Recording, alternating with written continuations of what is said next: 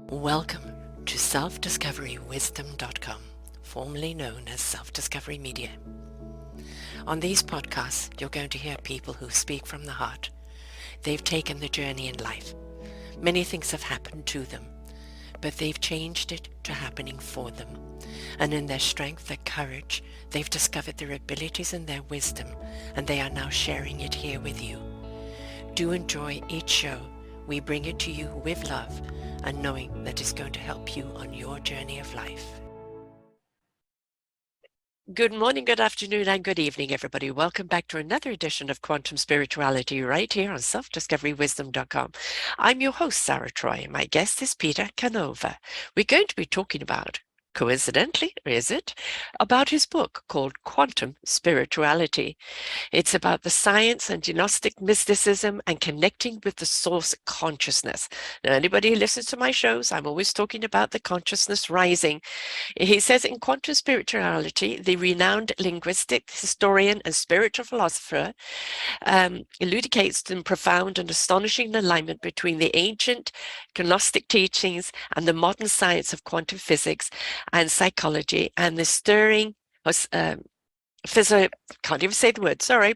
And he's stirring, dramatized in the acclaimed trilogy, The Pope, The 13th Disciple, and The Light of Distant Suns.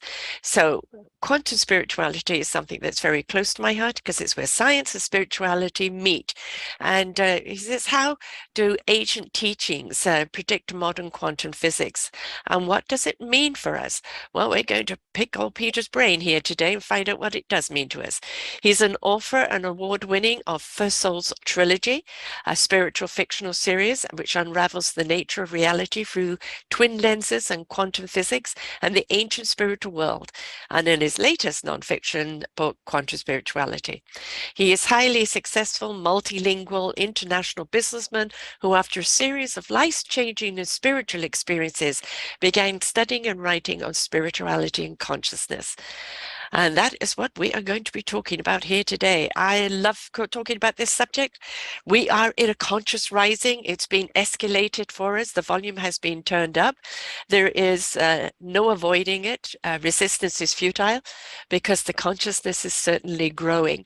And the more that we understand and give ourselves over to the consciousness, more we understand the science behind it, the quantumness behind it. So welcome to the show, love. Thank you. Good to be here.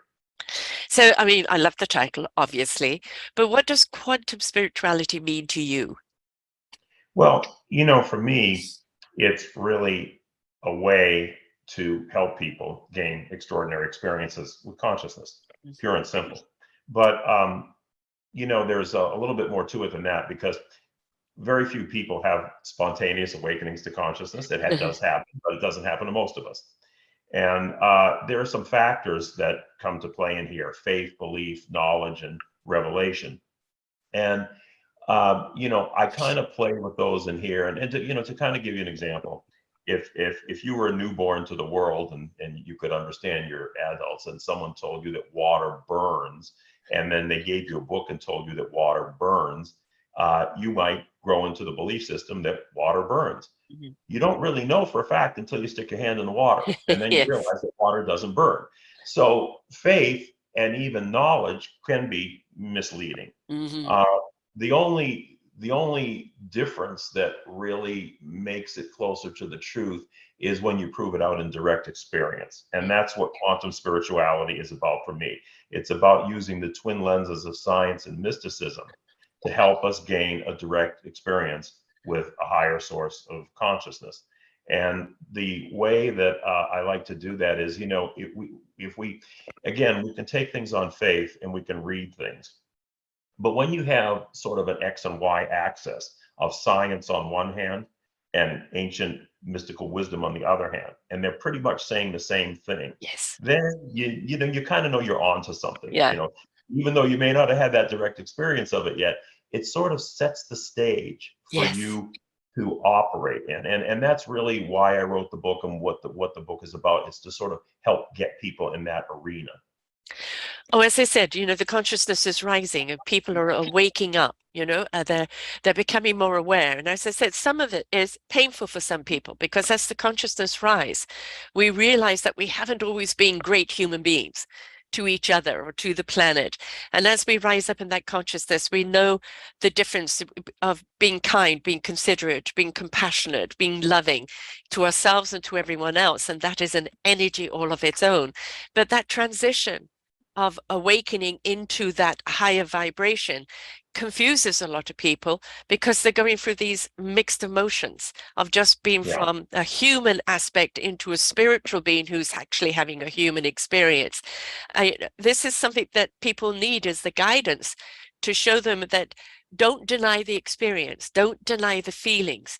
Everything that you're feeling is an awakening, is a lesson, is a guidance to you, and that be willing to go through that process of rising up into that higher consciousness. Well, through my own personal experience and the reason why I got into this, and let me give you a little bit of my background. Mm-hmm. I've been a businessman all my life, an international businessman, and I still am. So really, I'm not a likely candidate, for things that we're talking about. But when long ago and far away, when I was in my 20s, I had a series of experiences and found out that I was a medical intuitive. And then when that sort of opened up the floodgates, I was experiencing all sorts of things like remote viewing, psychometry, and just sort of getting messages. In fact, the trilogy I wrote that won 25 awards, the First Souls Trilogy, was largely channeled through information that I Yeah. got. I almost feel like I didn't even write it myself. Yes. Just recently had some very interesting thing even happened today, but I'll just tell you the kind of things that happen when consciousness opens up. Early in the morning prior to 9/11, just prior, a few hours before the airplane struck, the lights turned on in our bedroom and I had a burning smell that was so bad we had to leave the bedroom. And when we went out into the hallway, we couldn't smell it, but as soon as we stuck our heads into the threshold of the doorway, it smelled like charred flesh or charnel, like a charnel house is the way I described it. And then a few hours later, 9/11 happened. Just this morning, very interesting thing happened. We had our home burned down and lost everything, and we rebuilt it. And so I know where every single thing is in every single corner because it was a clean home from scratch. Mm-hmm. Lo and behold, this morning, my wife finds this little blue rat toy that our deceased cat used to play with Mm-hmm. just on the floor in front of the bed. I mean, there's no way that this could have been there before. I Yes. mean, it wasn't hiding in some dresser and popped out. The cleaning ladies come in here every other week. It would not have been there. Mm-hmm. And it was on the floor and it was like kind of rattling around.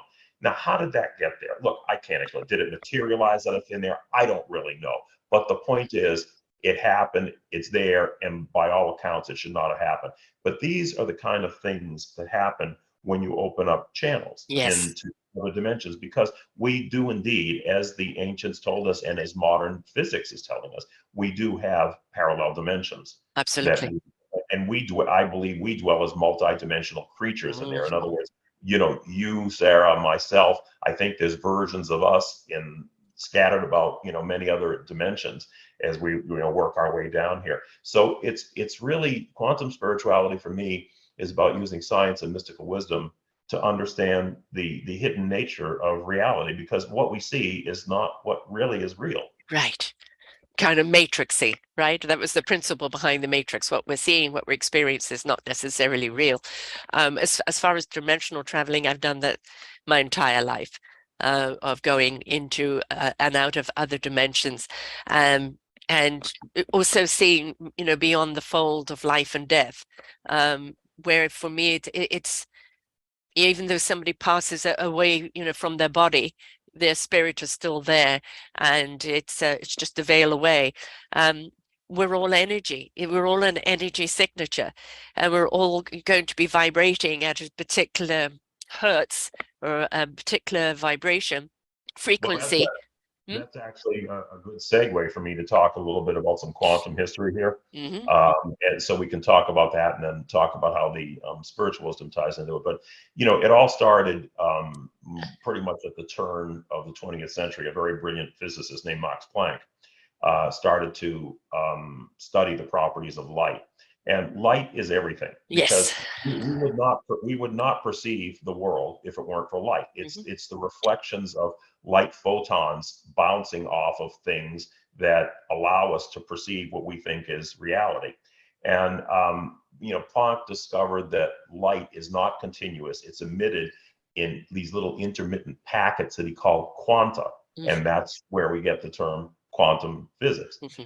And it's very interesting that the father of quantum physics basically said that it's a force that brings the atoms, the elements of an atom together into a vibration that allow us to see it. And he said directly that behind all matter is a conscious, intelligent energy, Yes. which is the matrix of all matter. Now, this isn't some guru, Swami Lama Ding Dong saying this. Nope. Nope. This is the father of modern physics, essentially telling us something that got embellished later on with other experiments, which is that light, and incidentally, atoms, by the way, are only 1% mass. They're 99% light, space, and energy. Yeah. Only 1% mass. We concentrate A on the mess. 1% and think Yes, it's we do. reality and ignore Yeah. the 99% from where it comes from. Right. So, subsequent experiments like Albert Einstein and the discovery of the Higgs boson or God particle show that matter does indeed derive from energy. Mm-hmm. There's no such thing as particles or mass or matter at the most fundamental levels of reality. What is there are waves of energy. Mm-hmm. And under certain conditions, those waves collapse into particle form, but they are energy first before they become particles. And interestingly enough, there were other experiments, particularly by Niels Bohr, who was another great figure in quantum physics, that indicate that human consciousness is part of this intelligent stream that brings matter into being. Mm-hmm. Because when they observe subatomic particles, when they directly observe it, subatomic particles have a very different behavior. In an unobserved state, they're just waves of energy. But when human intervention begins to observe it, that's when they begin to collapse into observable particles. So it certainly seems, as the ancients told us, that human consciousness plays some role as co-creators or some role in this intelligent energy stream. Yes. And there was a beautiful scene in the movie Doctor Strange where this guy is wanting to heal his hands, a surgeon, but he's gone on this spiritual journey. And at one point, kind of the Sami pushes him out of his body and says, "What do you think you are? Just matter?" And then he kind of sees himself in the energy form. And and how limitless energy is. Energy doesn't have borders. It doesn't have boundaries. It's fluid. It's got to move all the time. We are energy, and if we block our energy with either our thoughts or with our actions or with injury, then that energy is no longer healing, and it's no longer generating us, because it's our fuel, isn't it? It's what the very essence of who we are and how we need to constantly be engaged with that energy in order to be able to live a fulfilling human life.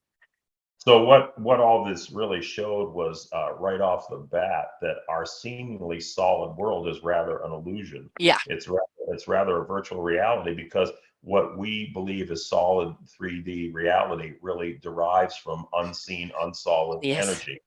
And so essentially, it's an energy signature. Where energy signatures are any energy projections, kind of like a blip on the screen of energy, that we are in this little pocket of matter.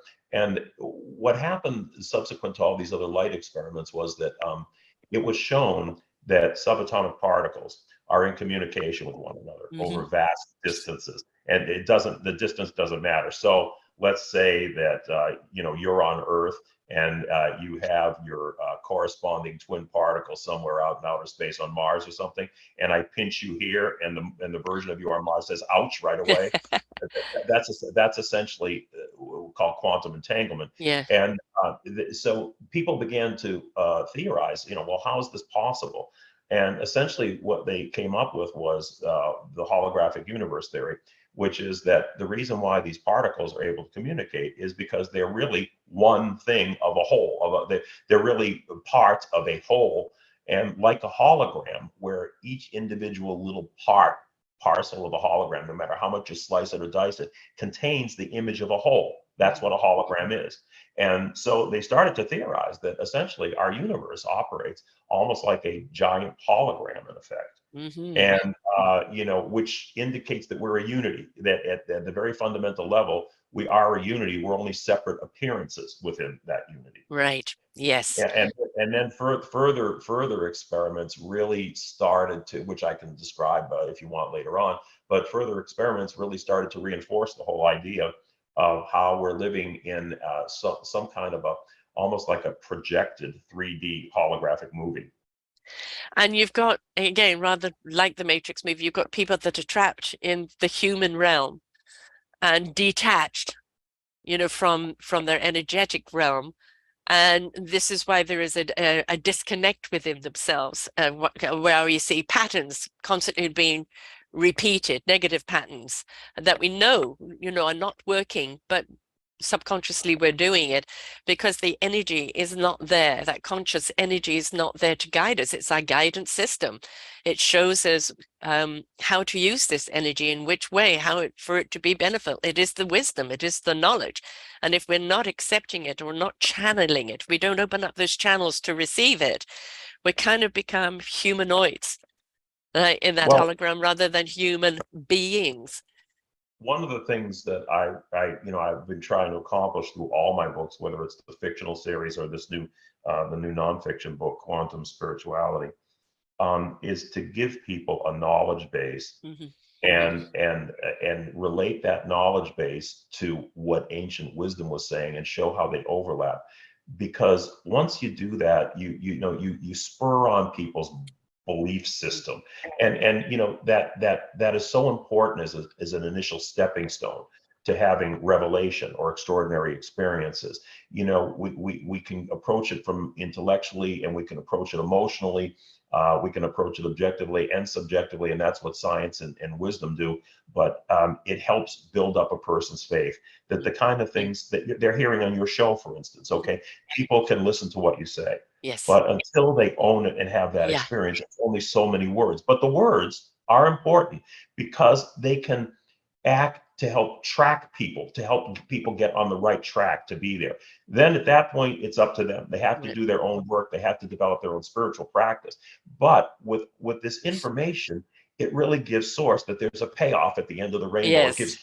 It gives hope and the real feeling that there is a payoff at the end of all this, and this isn't just a lot of baloney, that there's a sense of reality to this. Well, we're planting seeds, right? And and the universe is going to water and nurture those seeds, but we as human beings actually have to allow those seeds to grow without dictation.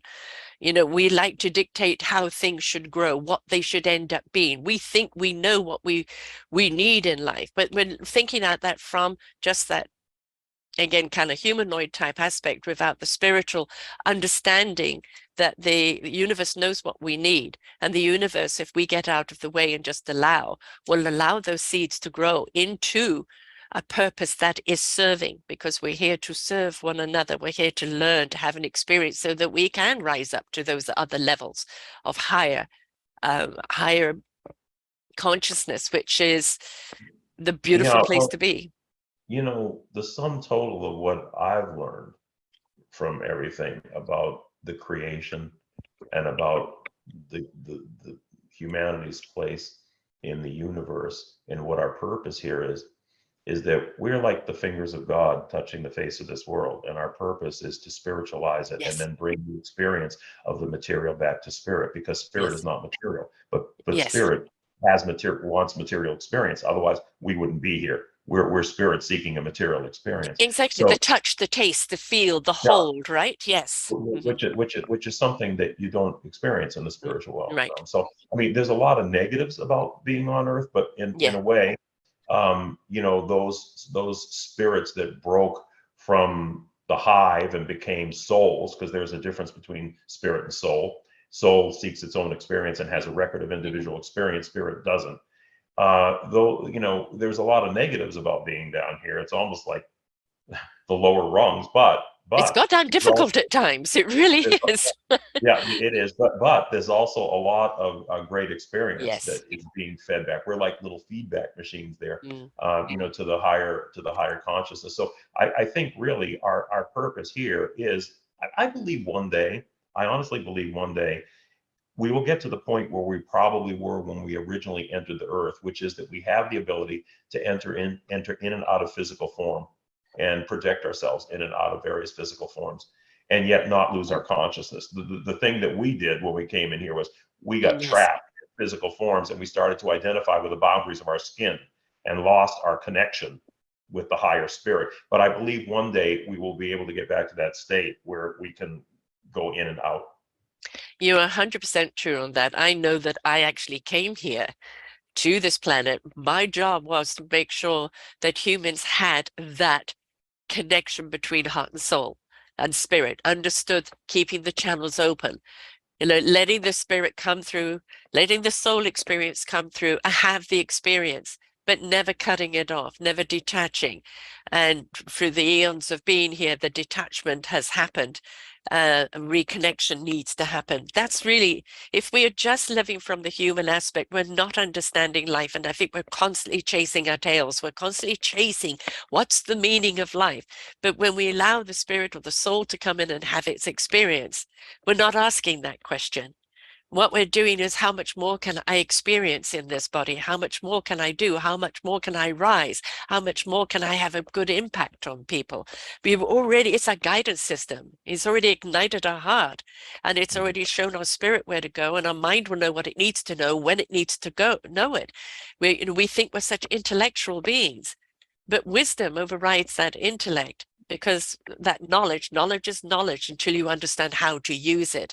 And I think when you're guided by soul and spirit, you learn how to use that knowledge in a way that is beneficial to yourself and to mankind. Well, knowledge, really, there's two aspects to knowledge. There's intellectual knowledge, and then there's experiential knowledge. Yes. Experiential knowledge is where we really gain the value. Intellectual knowledge is fine. It's like kind of like signposts, but the real destination is experiential knowledge, which is the precursor to revelations. Yes. When you get to the point where you're getting knowledge from the higher source, that is when you start to edge closer to the final goal, which is revelation, where you start to become your own prophet, and you Yeah. don't have to take anything anybody else says in face value. In fact, when I do a lot of my talks, the first thing I say when I get up on the stage is, don't believe a damn thing I'm going to tell you. That doesn't mean I don't want people to listen to me, or I don't want them to consider what I have to say, because I think I have something of value to say. But what I really mean by that is, prove out what I say through your own practice, and try and get your own experience of it. Take what I say and put it in the test tube, and Yes. validate it, in your own experience. And Investigated. yes, Investigated, investigate, right? and Yeah. put the work in, Yeah. because honestly, a lot of people think that, if you think spiritual thoughts, all of a sudden something's going to fall into your lap. It doesn't work that way. No. We have to put the work and effort into it, just like anything else, to develop our own spiritual practice, and to tune in to that frequency it's out there 24/7. Yeah. Okay, Oh, it's like never a radio stops. broadcast. It's always out there, Doesn't but break down. doesn't break down. But you got to tune that dial. It's up to you to tune the Yes. dial until Yeah. it starts to come through to you, and then you really start to that's when it starts to be life changing. Yeah. I think that when we do talks like this, when you do talks and with your books and everything else, it's about inspiring. When we inspire people, we're actually inviting them. So inspiration is invitation to want to know more. That is the Yes. seeding. We're planting this. What if they're saying is right? What if they're saying that there's something here? And what if I decided to look into it further? What if I decided even to be present with self and still and open up my channels and allow myself to receive?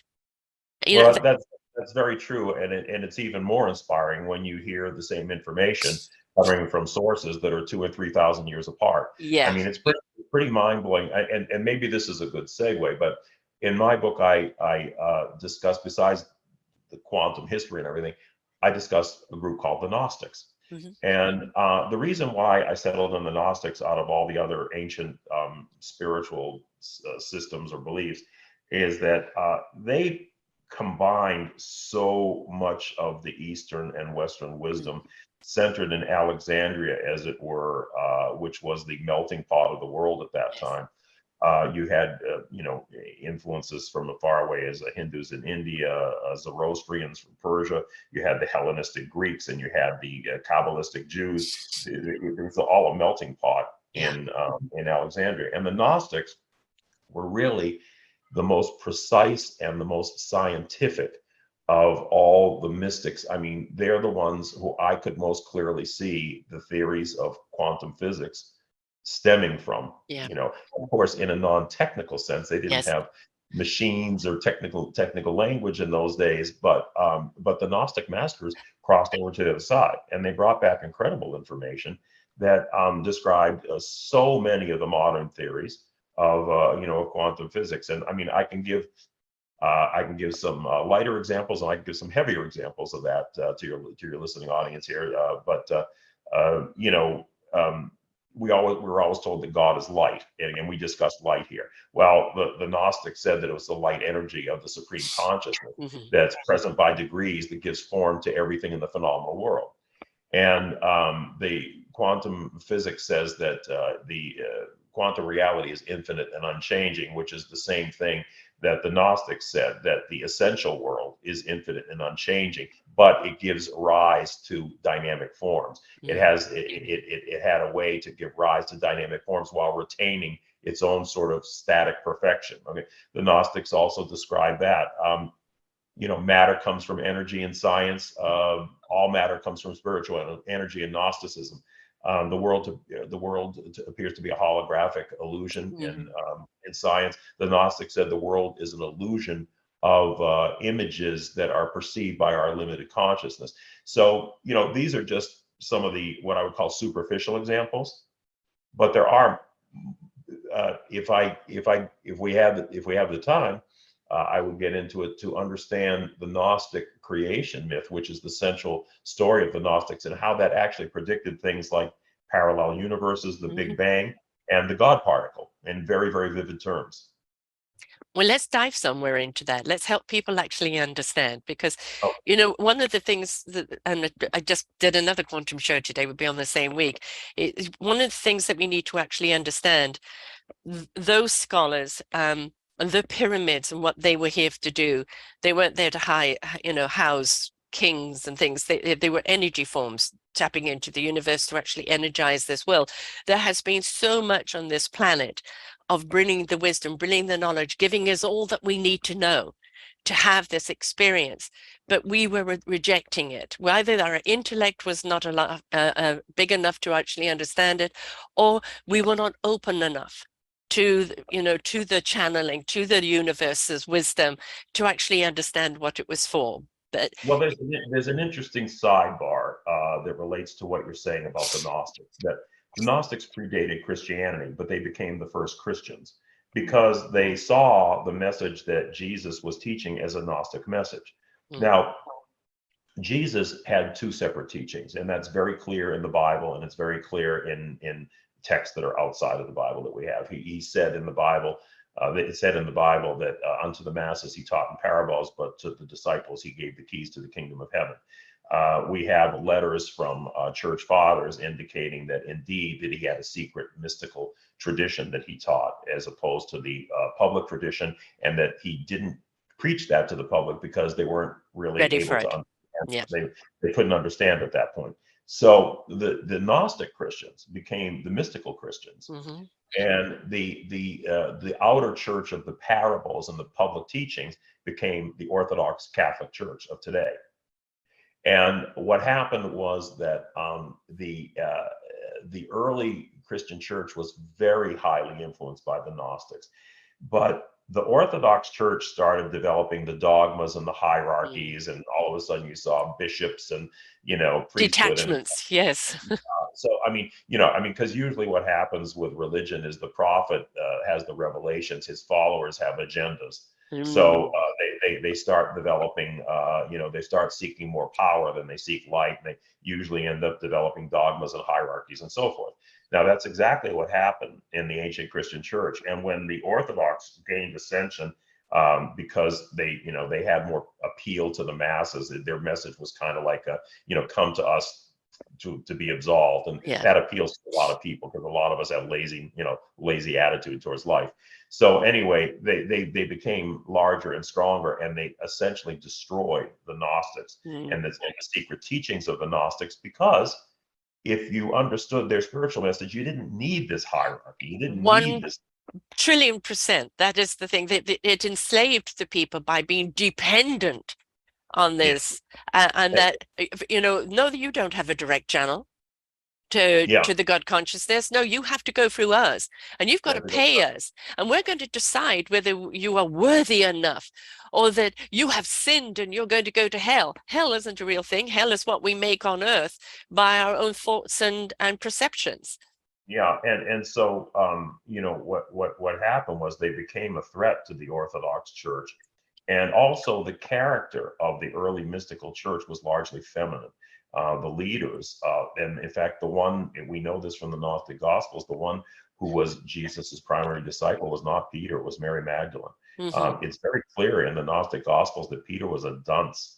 Peter didn't get it. He was still locked into the box of Jewish law, whereas Magdalene really understood the radical mystical teachings, and she would often be the one to explain break down and explain what Jesus is saying to the other disciples, and he exalted her and called her out amongst the other disciples. So the early church was largely feminine in character, and that doesn't surprise me, because I've always believed that the feminine energy is kind of the gateway to higher consciousness with its intuitive nature, and so they became the casualties of lost Christianity. I call it the immaculate rejection. They became the lost women of Christianity. And actually, it's interesting because we have physical evidence for that. There's a cave mural outside of the ancient Greek city of Ephesus, which is now in Turkey, as so many ancient Greek cities are. But there was a cave mural there that showed two saints of the early church, Saint Paul and Saint Thecla, or Theoclia. She's called by both names. Theoclia, I wish I could show you the picture here, but Theoclia is actually sitting higher than Paul. And in ancient times, that indicated that she was more exalted than he was. And they were both making a sign with their fingers, which is called the sign of the bishop. It was back then, it was a sign of somebody who was, very respected and spiritually advanced. Well, Paul's side of the mural remained unscathed. Theoclia's side of the mural, they chipped away at her fingers, giving this sign, and they chipped away at her eyes. She was defaced. And this happened more than likely during that period of time when the Orthodox Church was gaining ascendancy, pushing the females out of the picture, or eradicating them. And of course, you all know the story, for instance, of there's a guy named Raymond Jacino, and I think his essay is still online, made a very, very strong case that many of the attributes attributed to the disciple John, the beloved of Jesus, was really Mary Magdalene. And they substituted John for Mary Magdalene. Right. So anyway, that's kind of a sidebar, a sad sidebar of what happened. But the Gnostic masters essentially went over to the other side, and they brought back some incredible information, and a lot of it would center around their creation myth, of the myth of Sophia. You may have heard the name Sophia before. Okay, Sophia was a character all throughout the Bible, particularly the Old Testament. The only reason we don't recognize her is because we have the English translation of her Greek name, which means wisdom. Sophia means wisdom. And wisdom is all throughout it says wisdom was, I was there from the beginning with the creator. I was coterminous with the creator. Wisdom was in the Gnostic text was an aspect of the divine.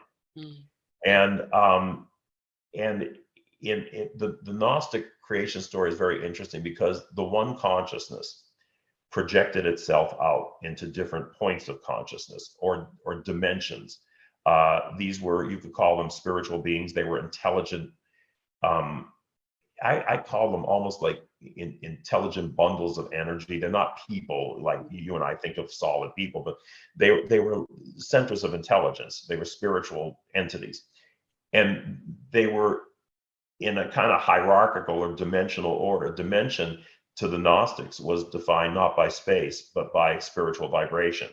So that the first generation of these projected, not created, okay, because they were not separate creations from the source. They were projections from the source's essence.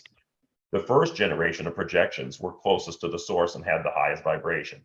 The next one down a little bit less so, the next one down a little bit less so. Kind of like if you took a CD and you make copies and copies of it, the original ones have the highest fidelity or clarity. The successive ones degrade in clarity a little bit.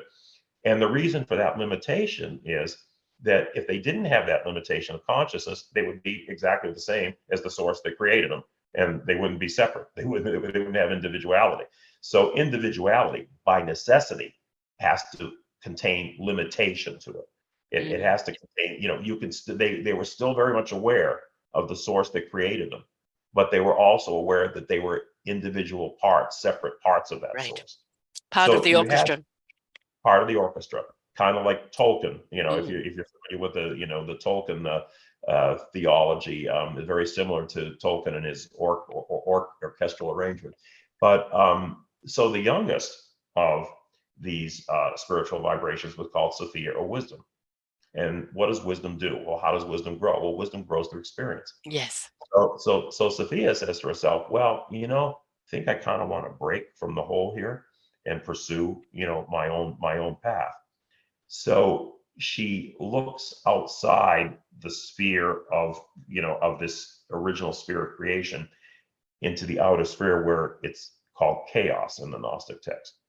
Now, we also have chaos in modern science, and chaos is often associated with a void, with quantum potential. When they describe chaos in quantum science, they're talking about the random waves of energy that literally fill everything, the void, because there really isn't a void. Science has proved that nothing exists in a void, that something does exist in the void. It's seething with virtual particles. The void from science contains virtual particles, which is particles that have not yet become visible particles. They're potential particles. You can't measure them yet. We can't measure them yet. Interestingly enough, the Gnostic text, and this blows my mind, Sophia goes into chaos of the void, and pre-existing in the void is called proto-matter. And proto-matter means that which is before matter, basically virtual particles, right? So Sophia plunges her divine energy into the chaos, and she's engulfed and she's swarmed around by this proto-matter, by these virtual particles. Essentially, she activates them. She brings them into a different state of being, and they swarm around her. But now her high energy is morphing into something solid. She's starting to become matter. And in the text, she actually cries out to heaven, I'm becoming as matter. I'm becoming as lead. Save me from this materiality. She's going through an energy matter conversion in a okay. So what do we have here that relates to quantum physics? Well, first of all, we have the parallel universes, which are the various dimensions that these spiritual intelligences dwell in. The second thing is we have the Big Bang, because when Sophia starts to create this whole new stage of being by mixing with these virtual particles that are now becoming material, matter and spirit could not coexist in the same sphere. So in the text, it says that this new sphere, this new dimension, was expelled in a violent upheaval from the rest, and that is exactly what the Big Bang is. The Right. Big Bang was an explosion of something visible from something invisible. So you Right. see an exact analog of Becoming what matter. Yes. becoming matter. And the final thing is the God particle. Now, the God particle, it was in Dan Brown's books, and people have kind of heard about it. But in 2012, they finally discovered something that they had been theorizing for almost 50 years, which is that our universe has a field around it that's called the Higgs field. And within this Higgs field, there are these things called Higgs bosons. They're kind of particles in effect, and essentially when energy comes into our universe, and incidentally, scientists have no idea what energy is. They can manipulate it to some extent, but they don't know its origin, and they don't really understand anything about energy, where it comes from. But energy comes in to our universe from the source, Yes. and it comes in at a high rate of speed. So the Higgs particles attach themselves to this higher energy vibration and slow it down, almost like barnacles accumulate on the bottom of a boat and slow it down. The Higgs bosons attach to the energy streams and slow it down. And as that energy slows down, what happens to energy that slows in vibration? It takes on mass, it becomes matter. So relate this back to what I just told you about Sophia Yes. making contact with the proto matter, and it starts to slow down her vibration, and she starts to become material, and she cries out, "I don't like this. No. I'm becoming matter. I'm becoming like lead. Get me out of this." Yes. An exact description of the God particle. Yeah. So you see, in non-scientific terms, you see what the Gnostics did. They were using mythic terms to describe quantum circumstances. 3,000 years before quantum science. Yes.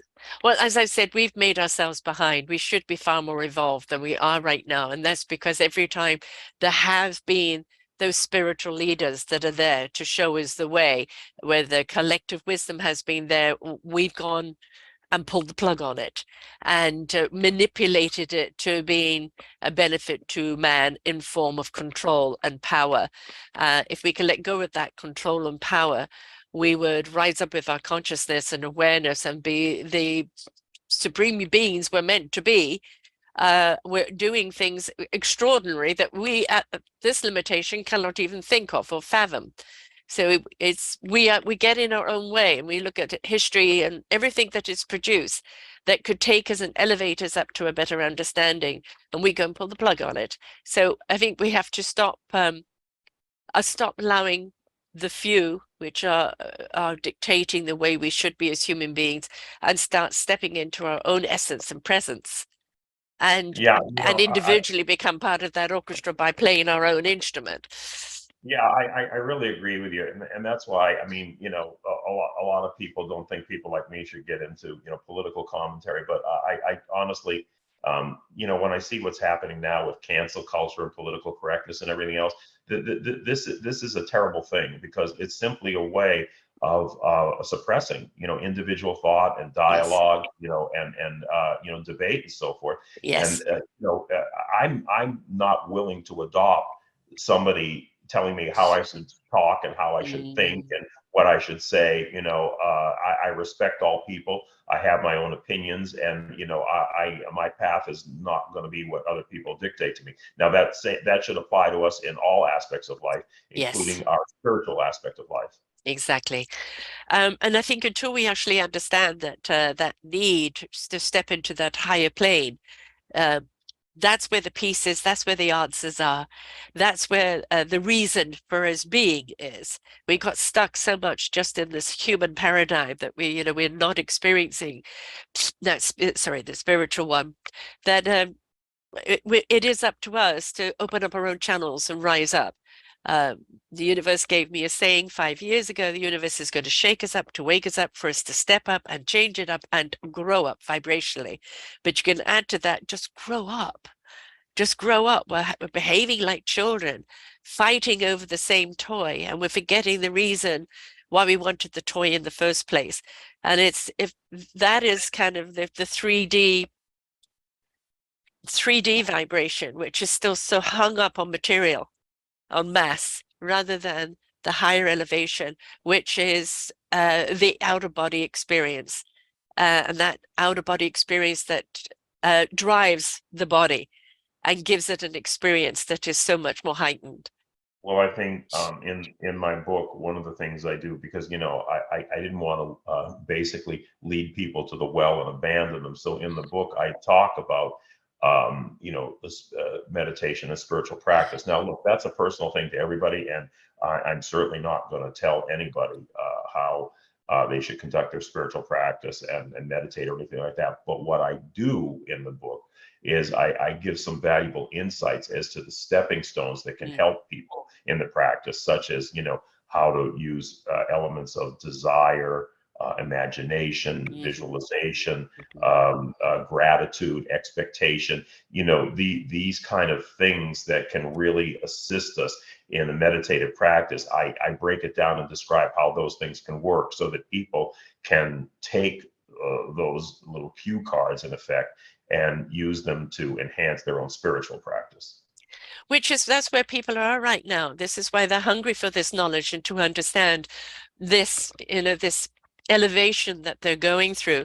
And there's a lot of confusion around it, and people want to know, but what do I do? How do I harness the energy? How do I ride the energy? And you do have to find that meditative practice for you that allows you to be at present with self in your own essence. And it could be a walk in nature. Nature is a wonderful conduit into tuning into the cosmic energy, because everything there is energy. Find your path, right? But be willing to step out of thought and be willing to step into feeling it. Be guided by the feeling and not the thinking. Should be feeling to understand the thoughts rather than the thoughts dictating the feeling. And I think if we can get out of that thought, but I should be, or is it, or doubt, or what if, all those things that we like to talk ourselves, can talk ourselves out of something, and step into but what if it's possible? What if I do open up this channel? What if I do allow? But gratitude is a huge one. A huge one. Thinking has its place. It can lead you to the ladder, but if you want to climb the ladder, I think you have to start cultivating your feeling and your intuition. Yes. It's kind of like, I always give the analogy of a rocket. If you have that feeling and desire, that's what propels you upward. But if you don't have the guidance system, which is the intellectual part of you, you can be going, in circles. So, but without the feeling, you don't get liftoff. No. Without the guidance system, you might get liftoff, but you can go around in circles. So, both the right brain and the left brain and feeling and intuition, they play their roles. But in our society and in our world today, we are much more weighted away from intuition. Yes. And towards the more, kind of like intellectual left brain side of things. We have to attain some kind of a balance if we want to progress spiritually. People like Nikola Tesla most certainly was a conduit. He was a channeler, but he had enough intellect to understand the visions and the gift that he was given and for why. And of course, we're just tapping into all of his wonderful brilliance and understandings now today. Again, we need to make sure that we don't keep blocking the brilliance of our elevation, of our conscious rising.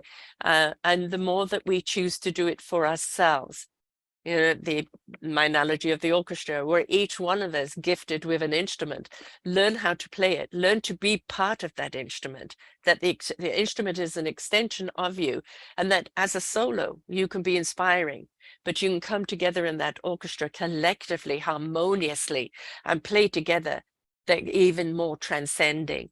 So we want people to rise up and come be part of that whole energy, but we want them to bring their individual energy as a part of the ingredient in that whole energy. Well, I think there's some very interesting things over there, because you have, like, for instance, Blade Runner, the movie Blade Runner. Yes, and the famous science fiction author Philip Dick had spontaneous Gnostic experiences. If you read The Silmarillion by Tolkien, and some of his other works outside of the the Lord of the Rings and the Hobbit, Tolkien's cosmogony, his vision of the story, is entirely Gnostic. Even though Tolkien was a devout Catholic, he was a professed devout Catholic, what he created in the Silmarillion. It was entirely Gnostic, and so these the how can I say, the intuition that the Gnostics used to gain insights, it was suppressed, but it pops up again in things like the tarot, and in Yes, medieval times it was the traveling troubadours, the Freemasons. These were all Gnostic in origin. When they were suppressed, they just popped up in different forms, and the reason they did is because there's truth in there. precisely. You can try and suppress the truth. You can try and suppress the energy, but it will find its way out in some form. And the Like a more, ping pong ball, right? It pops out the other end. yeah, exactly. The thing is, when you decide to step into inquiry, to wonderment, to what else is out there, be willing to constantly open your mind, heart, spirit, and soul to learning, right? To just absorbing that experience of life and not getting caught on things are against me or this is hard. When you decide to take that path and go, okay, I'm going to trip now and again, I'm going to land on my ass now and again, but I've got the right skills, tools, and know that I have the right energy with me to get me back on my feet and to continue on my journey. I think in a lot of ways as humans, we've forgotten to be exploratory. And anybody that is exploratory, immediately we want to discredit them. And it's like if we can get rid of judgment and we can get rid of the kind of the naysaying and just inquire or listen, listen, learn, and apply, we would realize that all the answers that we seek in life, they are all there. They have always been there, but we've got to be more inquisitive and intuitively acquisitive. That can help Well, elevate us. I think, the book that I wrote, Quantum Spirituality, was really the 35 years or 40 years of research that was the underpinning for my fictional series. And it's a real tour de force of reality. I mean, it's a real, nuts to bolts, provocative kind of work. And I think it's a great primer for people who are looking to get on a more productive track rather than scattering themselves all over the board, and take a more rifled approach to their spiritual life rather than a shotgun approach. I think it's a perfect tool for them to do that, because it offers up so many things, for their consideration. And that's really kind of why I got into everything I'm doing. I mean, you and I can sit here and talk to folks because we've each had individual experiences with something that is, beyond phenomenal reality. Which But is more of a reality to us than the other experience. Yeah. to us it is. Yes. To us it is, but not to other Yeah. people until they've experienced it. So all I'm trying to do, like I said, is set up the arena Yeah. of understanding for people to start on that track. Right. The knowledge, as I said, is there. There are so many people like yourself that have stepped into this, and as you said, you still wear the business hat.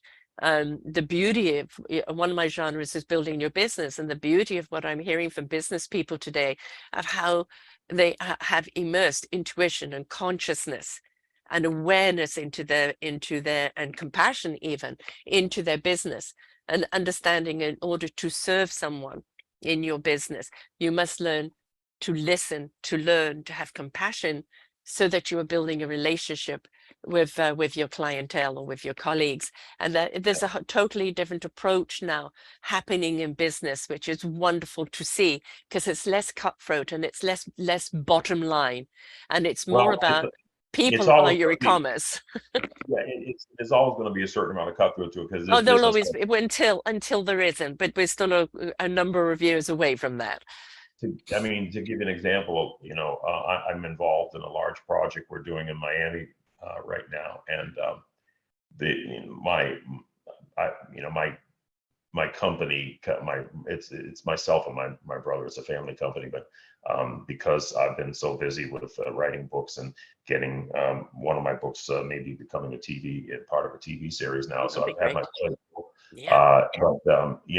He called me back in to help with a project over there, and the first thing I said was, well, if you really want to be successful in any project nowadays, you have to really think of not just what is the benefit of us, but what's the public benefit in it. Yeah. Because at the end of the day, you got to sell the public benefit, because we're just a few people. There's a lot Yes. of other people out there.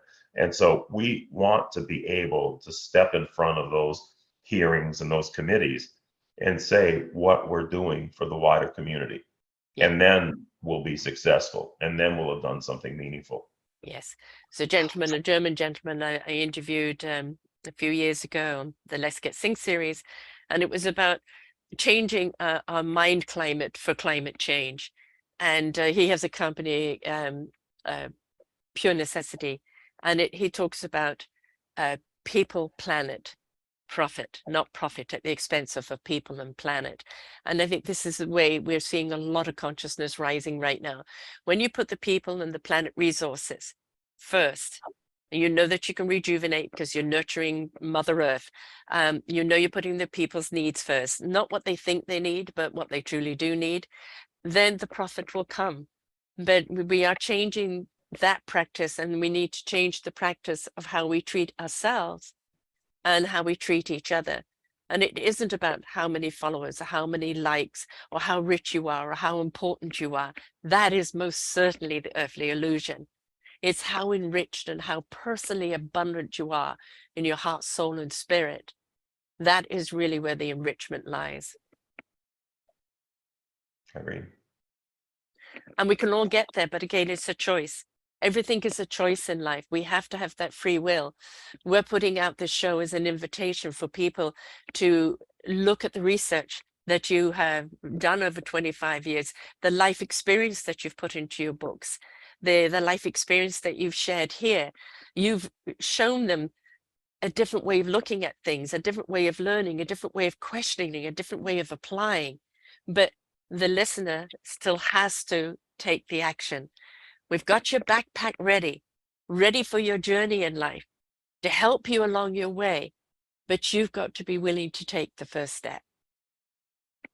Yeah, and it really and truly is a journey, because I always say the difference between religion and spirituality is that when you're on the road to that journey, you stop off at these way stations, and if you go into a religious situation, it's kind of like a box, and they say, okay, we've got the truth here, and stay here, and this is all you really need to know, right? That Yes. our way is all you really need to know. Now, not to say they don't have something valuable to say, but the difference between that and the spiritual path is you go in and you go into that church or whatever, and you take out from it what you feel is the truth. But then you go on, and you go in and out of different way stations. It's that open-endedness that makes the difference between spirituality and religion. In spirituality, you're not in a box that tells you have all the truth. You're on a journey that says, I'm growing toward the truth. Yes, I am becoming the truth. Because in your becomingness, in your beingness, in your discovery of your own true essence, you are the light in that dark, for the light comes through you. It is you. And, it's for a lot of people far-fetched. Well, take the journey and discover for yourself, right? You can take us at face value. You can trust what we're saying, or you can take the journey one step at a time. Surrender, allow, experience, truly savor the experience you have, the good and the bad, because the bad are there to teach you as well. Every cul-de-sac you come across, it wasn't a waste of time. There was something you needed to pick up along the way in that cul-de-sac. Just turn around and keep on walking, keep on searching. Let us be wondrous and exploratory of what else is out there, because that's what the entire experience is as a human being. That's the way you graduate from faith. Sorry, love, I've lost your voice there.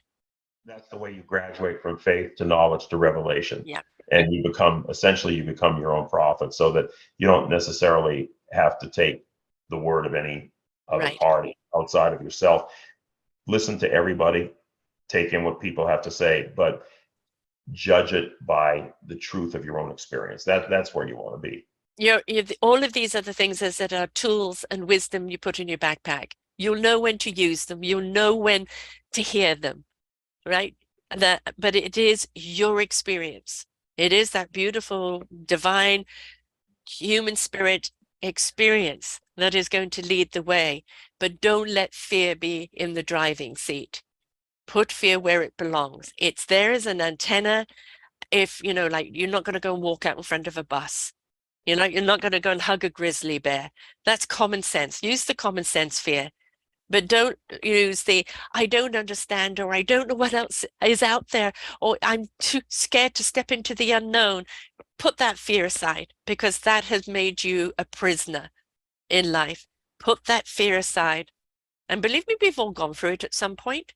But at some point, you have to look at fear and go, you are not serving me. You're holding me back. I need to be an explorer and willing to experience the experiences, both good and bad. How do you know joy without sadness?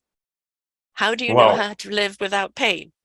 A lot of fear is dispelled when you have the experience of touching a consciousness that I'm not going to say outside of ourselves, because that's incorrect. It's really inside of us. So totally inside out job, yeah. But you're touching that source consciousness so that you really know that there's something else out there beyond the physical world. There is a life after. Of course, there's a life after death. Of course, there's a way of getting out of the misery that we're in, because this world is the school of hard knocks. This is the school of experience, where we're probably down, close, if not in the basement, close to the basement. But don't get discouraged about that, because we're here for a purpose. We're here to grow beyond that. And you see, it's that growth and that experience that distinguishes a soul, or a human soul, from a spirit. There was a whole thing in from the Bible, that how angels were jealous of human beings. And this is a theme that's played out in many books and everything, that angels were jealous in human beings because they were exalted. And you think to yourself, how on earth is a human being exalted over an angel? Well, the exaltation is really because, number one, we're not really physical beings. We're really souls. We're really spirit having individual experience.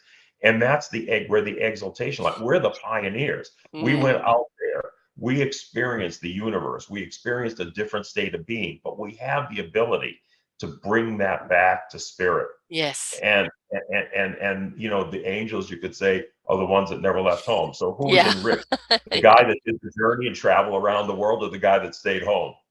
Right. And just read all about it. And read about it, yeah.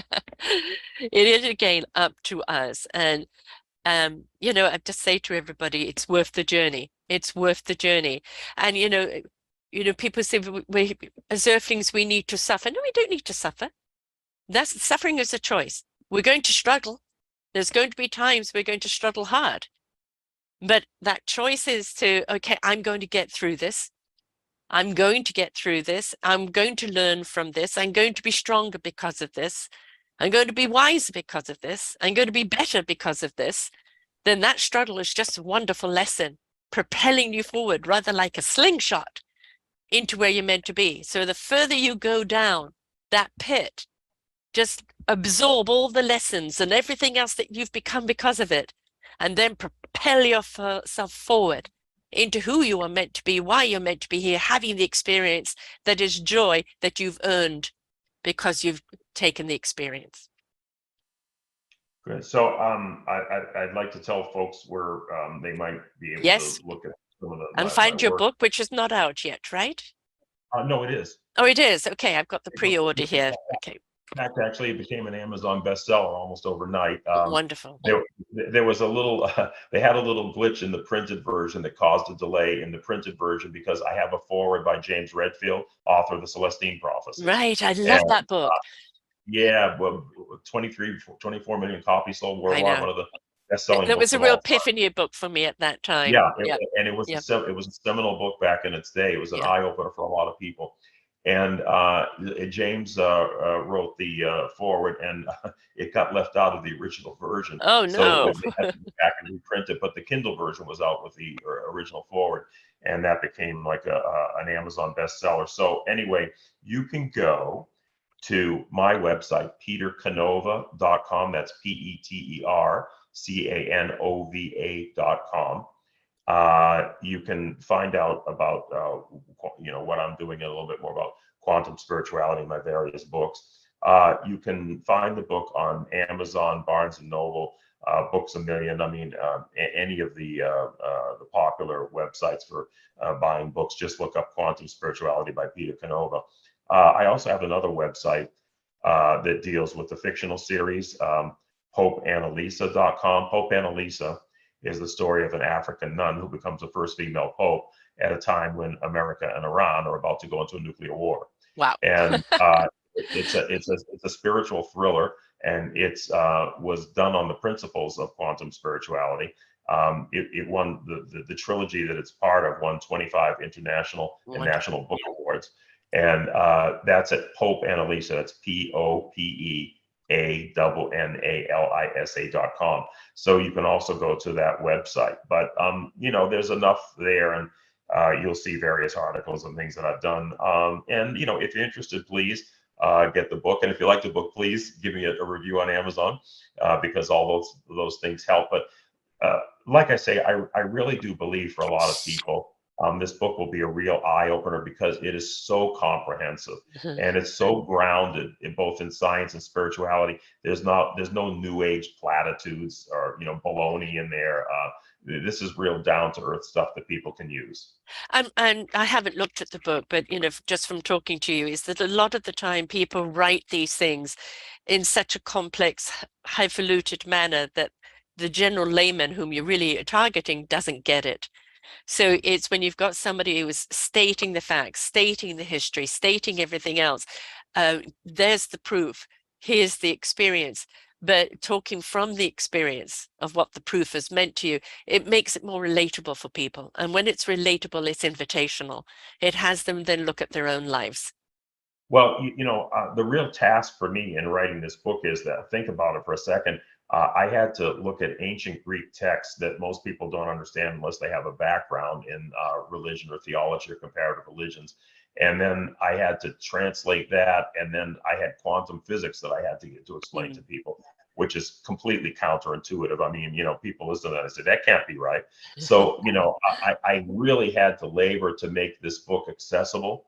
So I used a lot of graphics and restatement and recapping and things. So that, at each stage along the way, people can digest the bits of Yes. information that they've learned. So yeah, I think that people will find it, provocative, and it's something you have to think about. It's not something you're going to flip, No, pages through. food for thought. But it's readable, but it's very Yeah. readable. I'm always, promoting the aspect of book clubs, because I think when people have a book club and they sit and discuss the book, everybody gets something different out of it. But I'm also a big advocate for podcast clubs, where you listen to the podcast and come together and share what you've got out of it and what you understood of it. And I think it makes a wonderful feast, because every person is going to receive something different from a podcast. And when they come together and all share what they got out of it, then there's a whole picture, and everybody advances on because of that shared perspective. So I encourage the book club, encourage the podcast club, because be willing to have a discussion about what you're learning. Don't keep it to yourself. If something became a revelation to you, if something became an illumination for you, share it, because it's helping you grow in yourself. And by sharing it, you are now seeding other wonderment in other people. So don't keep the books to yourself. Talk about them. Have a party. Do some fun. Wine and book club, all right, or podcast club, and enjoy it, because that's what it's there for, right? And a good book is something you can pick up anytime, or remember at any time, and keep referring back to, because it stayed with you. So don't forget to get the book and also to go to his site again, petercanova.com. Of course, if you come here to selfdiscoverywisdom.com and just put in Peter Canova in the search engine, his show will come up. It's on quantum spirituality, coincidentally, no coincidence here. And you can see all the platforms that it is played on, because it's played on many, many platforms. And, how many years did it take you to write this book? To be honest with you, it took me about 10 years. Yeah. I was very much into the business world for most of the time that I wrote it. So I was only able to work on it when I was in airports or on planes, flying from one destination to another. The last couple years of it, I really kind of put the pedal to the metal and got it done. But and then I kind of decided, I mean, I'm still active in business, but not quite as much as I was, because I was allowing for time to do this. I left some money on the table, but I'm doing what I A feel different good about. form of enrichment, right? Yeah, A different yeah. form, spiritual And commerce. that's spiritual fulfillment. Yeah. Yeah, yeah, exactly. And how enriching it is. Well, I'm glad that you have done the time to put into the book. And I hope that everybody here today has had to spark their interest in wanting to read it, wanting to look at more what he's done, looking at the other books. And when will you know about the TV show? Well, actually, we're working on a trailer right now and have it out to a couple of parties who are, reading it. And it's hard to say in this business. It's, Yes, I've been around Hollywood long enough to know it's a flaky business. And much of it is a matter of luck and timing. Many of your better showrunners or directors or whatever, they're always tied up in a project. yes, And you kind of, want to hit them at those rare moments in between. So it's really hard to say when, but I really do believe the book is so loved by everybody that reads it, and anybody that takes the time to read it just really kind of gets hooked on it. So we have a couple of people who actually committed to read the book, which in Hollywood is very difficult to do. Usually you yeah, have to give them summary materials, and it goes to a millennial gatekeeper, and they yes. say, yeah, maybe, and and it has to work its way up the line. But we have a few people that are actually reading it, which is very promising. So we'll see. Right. Well, good luck. Let us know when that comes out. Come back and tell Sure, us all about it so we can steer sure. people in that direction as well. Thank you so much, Peter, for sharing here today. It's been truly fascinating. I'm completely on board with everything that you're saying. And folks, please rise up. Rise up. Take this wonderful spiritual, energetic, cosmic, quantum journey. It truly is a wonderful place to be. But we didn't get there overnight. We were willing to go through the experience, willing to take the journey. And once you're here, believe me, there is no going back. Until next time, folks, bye for now. We hope that you enjoyed the show. There are so many more for you here on selfdiscoverywisdom.com. Just go to the podcast tab at the top there and you will see all the many genres and all 3,000 shows ready for your listening. We are here to serve you, to help you on your journey of life, and we know that through inspiration it begets invitation. We are supported by you, the listeners, and those that we interview. Anything that you can spare us in donation would be greatly accepted, and we do hope that you enjoy the next show.